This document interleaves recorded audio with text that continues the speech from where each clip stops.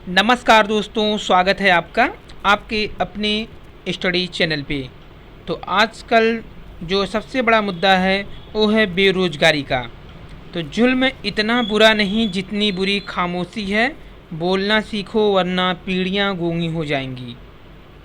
तो बेरोजगारों के द्वारा एक बड़ी मुहिम जिसमें आरकेएसडी 5 सितंबर को सभी प्राइवेट शिक्षक और बेरोजगार छात्र 5 बजे ताली और थाली बजाकर सरकार का ध्यान बेरोजगारी की ओर इस समस्या पर अवगत कराएं। तो आप लोग भी इसमें सहयोग करें। सभी प्राइवेट शिक्षक और बेरोजगार छात्र 5 सितंबर को सरकार के कान तक बेरोजगारी समस्या को पहुंचाने के लिए ताली और थाली जरूर बजाएं। तो बेरोजगारों की सबसे बड़ी मुहिम मैं भी बेरोजगार बहुत हो गई, मन की बात कब करोगी काम के बाद। बेरोजगार हैं परेशान, आखिर उनके साथ भी करिए इंसाफ।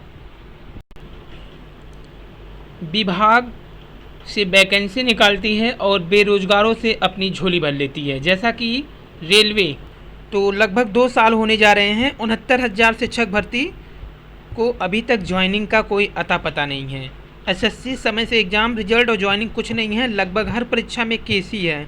रेलवे 2 जो कि 2 साल से अधिक हो गए हैं, एनटीपीसी एग्ज़ाम भी नहीं हुए हैं, सालों से उसकी भी ज्वाइनिंग नहीं है। बैंक के जो 22,000 पद थे वो घट के मात्र 1100 पद रह गए हैं, उसमें भी ज्वाइनिंग का कोई नामो निशान नहीं है।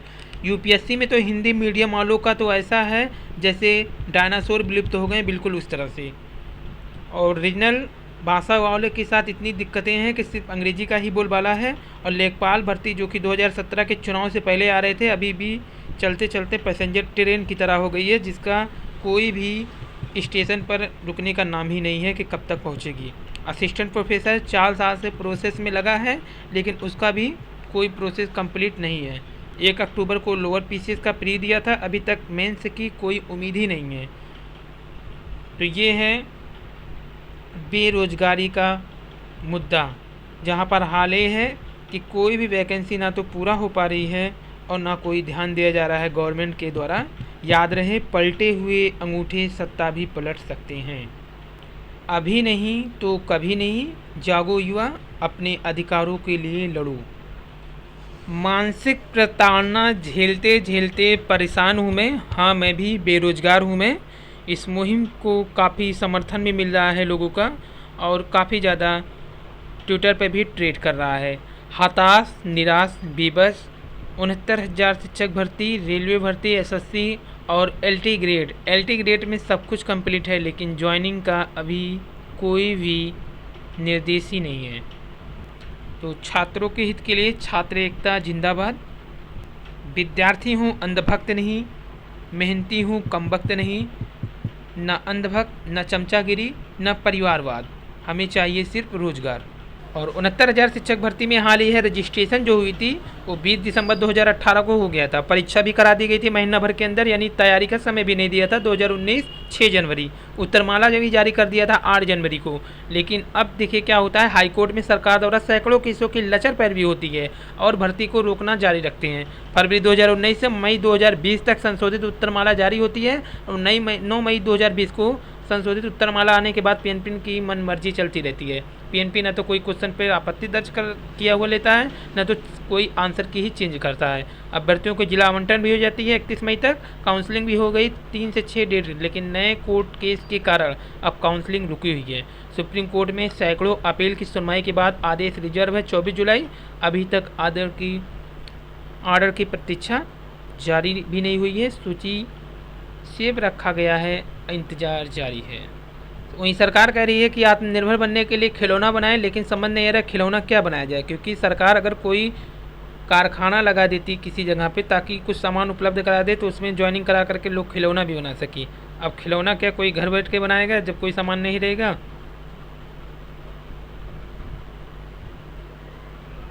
वहीं पे कुछ छात्र पहुँचे हैं जो कह रहे हैं सर पकौड़े तलते तलते बोर हो गए हैं, इस बार कोई नया डिश सुझाइए। तो सरकार ने उन्हें नया डिश के बजाय एक नया दे दिया है। तो उन्हें पशु विभाग दे देगा बेरोजगारों को निःशुल्क 50-50 मुर्गी, और मुर्गी पालेंगे, उसके जो अंडे होंगे उसको बेचेंगे। बाकी बेरोजगारों के लिए और भी प्लान है गवर्नमेंट का। युवा मांगे विचार, अब भर्ती निकले तो इम्तहान नहीं, परीक्षा हो जाए तो परिणाम नहीं। और परिणाम निकले तो ज्वाइनिंग का नाम नहीं। आखिर क्यों युवाओं का सम्मान नहीं? बस करो मजाक अब, युवा मांगे हिसाब अब।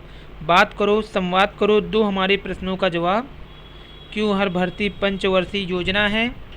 किस नए भारत की ये परियोजना है? कैसी ये परीक्षा प्रणाली है? आपने युवाओं की छीन ली है जवानी। क्यों पेपर गलत सवाल डालते हो, फिर 100 रुपये का व्यापार कराते हो? रैंक लिस्ट का नहीं प्रावधान करते हो, वेटिंग लिस्ट का नहीं समाधान करते हो। साहब दो चार हो तो बोलूं, अरे आप तो जुल्म हजार करते हो। जागो सरकार जागो, बस यही कहना है, हमारी समस्याओं पर ध्यान दो।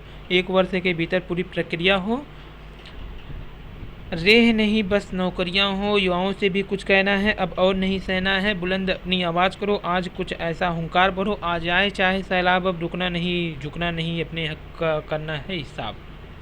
मुहिम है युवा हल्ला बोल की।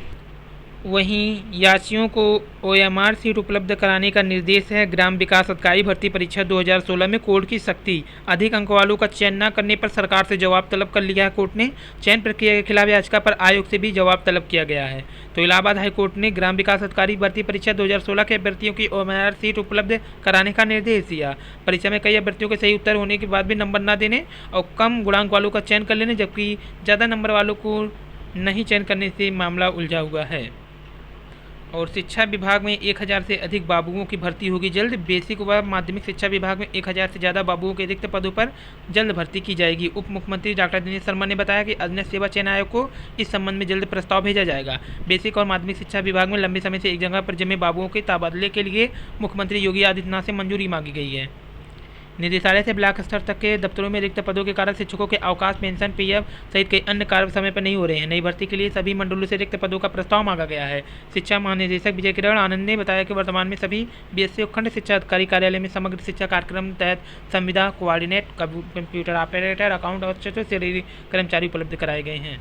वहीं विकास दर शून्य से -23.9% नीचे। 40 साल में सबसे बड़ी गिरावट है। जीडीपी लॉकडाउन का असर। बीते साल इसी अवधि में 5.2% थी। भारत सबसे नीचे। कोरोना जिस देश चीन से शुरू हुआ, सिर्फ वहीं पर जीडीपी सकारात्मक है। और पीएचडी की बजाय नेट के आधार पर की भर्ती। प्रवक्ता भूगोल 2016 के चयन में जागरूक हुई अनियमितता। माध्यमिक शिक्षा सेवा चयन बोर्ड हमीरपुर पदस्थापित किया है।